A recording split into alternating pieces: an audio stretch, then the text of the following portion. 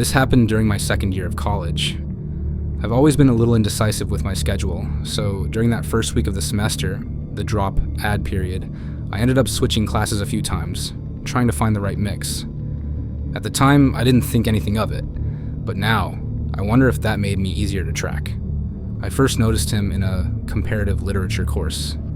It was a medium-sized class, maybe 30 people.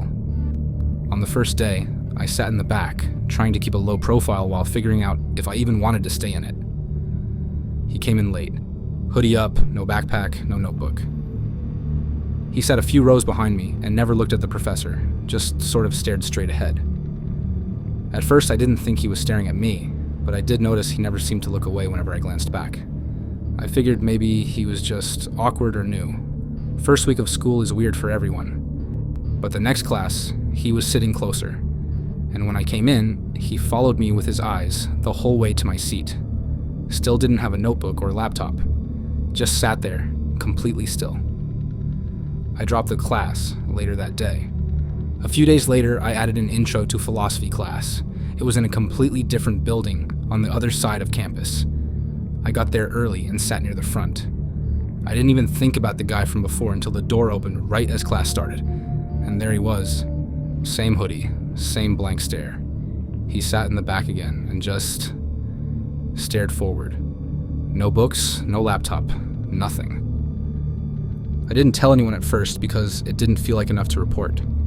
I figured it might just be a coincidence. It's college. People switch classes all the time. But I dropped that class too, just to be safe. The next one I added was a late afternoon history class, and sure enough, he showed up again. Still no supplies, still never spoke. Just stared, always a few seats away from me. That's when it stopped feeling like a coincidence. I tried changing up how I walked to class. I sat in different seats every time. I even purposely came in late to avoid seeing who was in the room before me. But it didn't matter. He was always there, and always adjusted. Eventually, I gave up trying to switch. I figured if he was following me, there was no point in playing musical chairs with my schedule. I didn't feel physically threatened at that point, but I was definitely creeped out. The breaking point came when I transferred into an evening art history class. I figured the time slot and location would throw him off. It was in a side building most students didn't use much. I showed up late that night intentionally. When I walked in, there were only a few people seated. And he was one of them, sitting in the row directly behind where I usually sit. That was the first time I felt scared, like actual adrenaline level scared. I didn't even finish class. I left halfway through, walked straight to campus security, and told them everything. The guy at the desk took me seriously and said he'd look into it. He asked if I knew the guy's name. I didn't. He asked if I had photos. I didn't. But he said they'd check their system to see if anyone with that description was enrolled in any of the classes I'd dropped. A few days later, they called me back. They told me they checked registration records, class rosters, and ID swipes for every class I mentioned.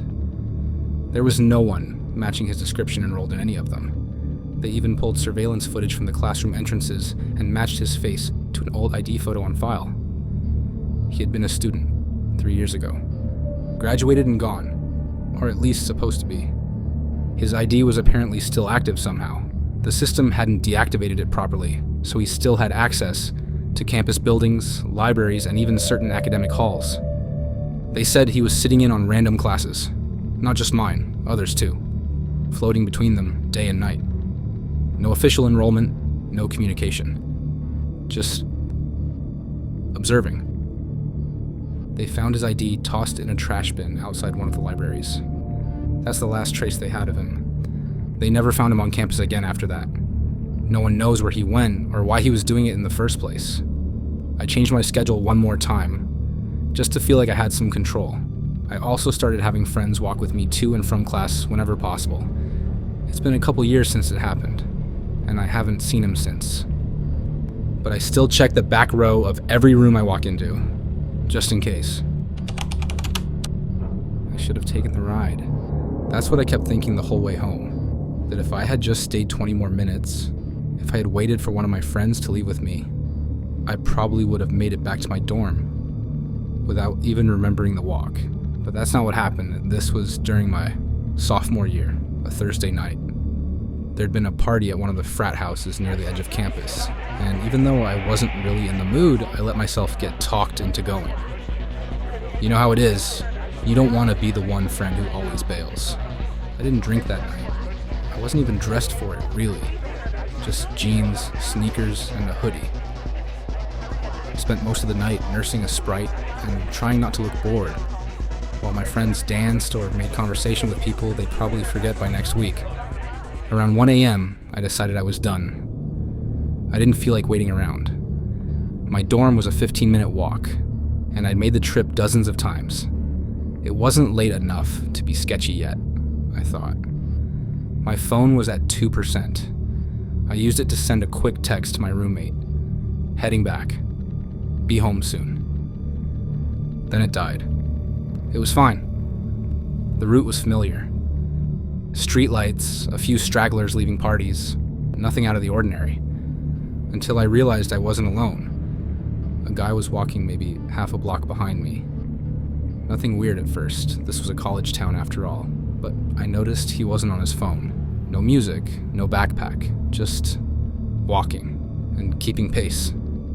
I crossed to the other side of the street. So did he. At first, I told myself not to overthink it. Maybe he lived in the same direction. Maybe I was just being paranoid.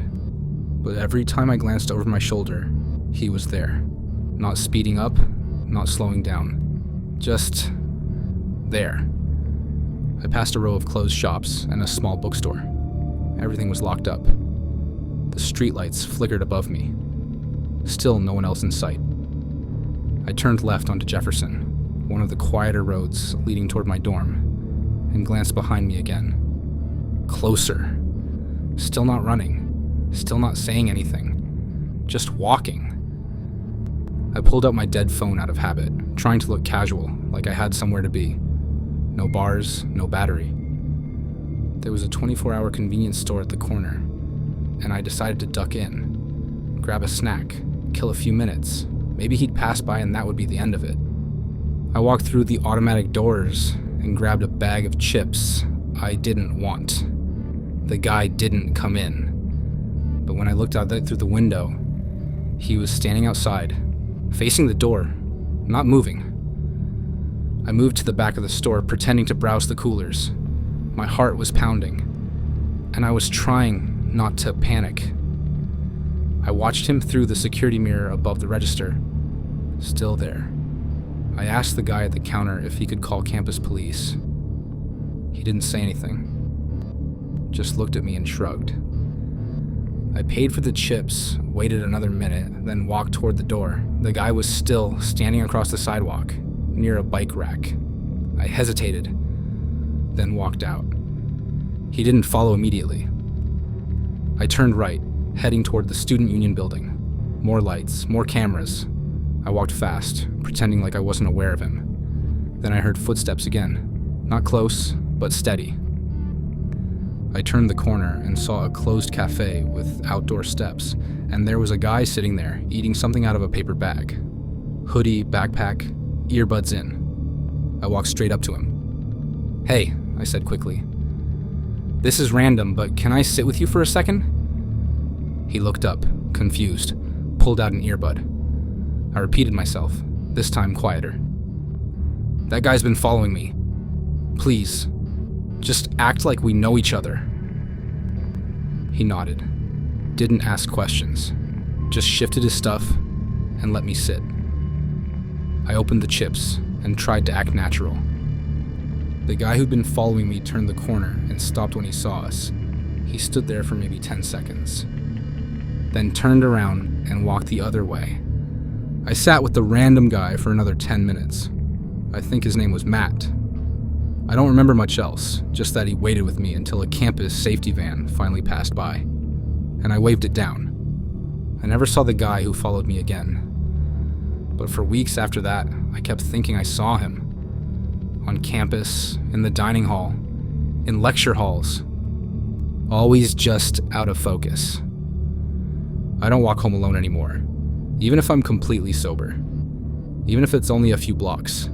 Because the worst part wasn't that he followed me. It was that he never said a single word. and that silence made it feel like he'd done it before. This happened during my freshman year of college, about a month after move-in. I lived in one of the older dorms on campus.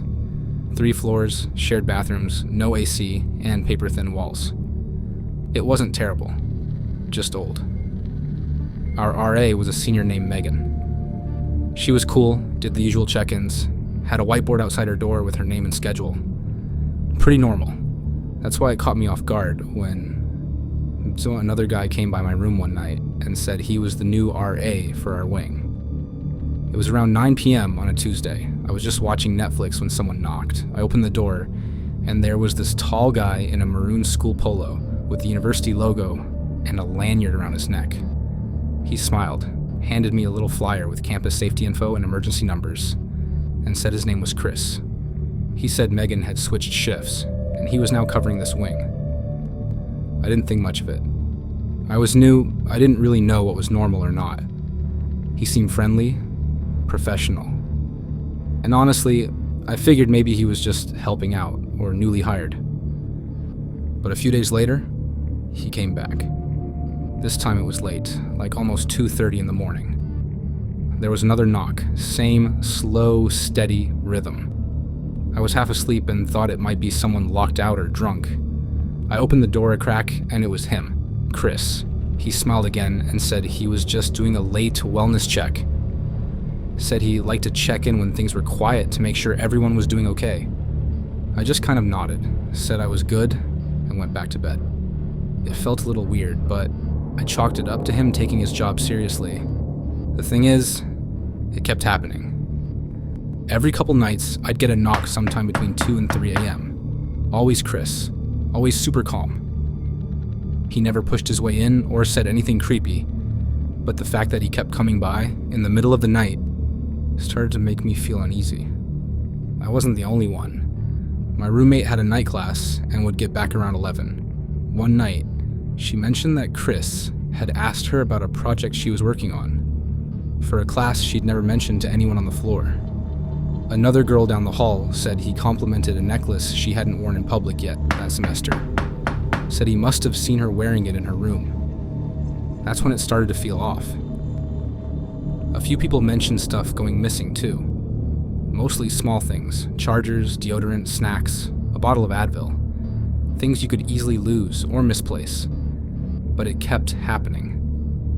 Then someone found a sticky note on their door that just said, "You should really lock this more often." No name, no handwriting anyone recognized. After that, a bunch of us decided to go to the housing office together. We asked to talk to someone about the new RA, Chris. The girl at the desk looked confused and asked for his last name. We didn't know it. She said there was no one named Chris on staff for our dorm. We told her he wore the RA shirt, had the lanyard, all of it. She pulled up the staffing list. Megan was still listed as the only RA assigned to our floor. No substitutions, no replacements, no one named Chris. At this point, she looked concerned and said she'd get her supervisor. The next day, housing followed up. They said they reviewed badge numbers and staff records. The ID Chris had been wearing? A fake. Same lanyard, same badge design. But it was printed from an outdated template they stopped using years ago. That's when it got weirder, so they checked archived staff photos from previous years. It took a while, but eventually they found a match. Chris had been an RA before. 15 years ago, he was let go after repeated complaints about inappropriate behavior. Late night visits, watching people through their windows, entering rooms unannounced. They thought he had left campus for good. Campus police searched the building and found a hidden access panel in a supply closet on the first floor. Behind it was a tiny crawl space with an old mattress, food wrappers, and a notebook. In the notebook were names, class schedules, and room numbers. Pages of them. He'd been living in the building, watching us, taking notes. By the time police searched the building, he was already gone. They never caught him. His fake badge was found in a trash bin near the student union 2 days later. I moved out the following week. Even now, years later, I still like to lock my dorm door every night, even when I'm just stepping down the hall. I can't hear a knock after midnight without freezing up. Because the worst part wasn't that he was creepy, or even that he managed to fake his way back in. It's that for weeks he walked the halls like he belonged there, and none of us questioned it.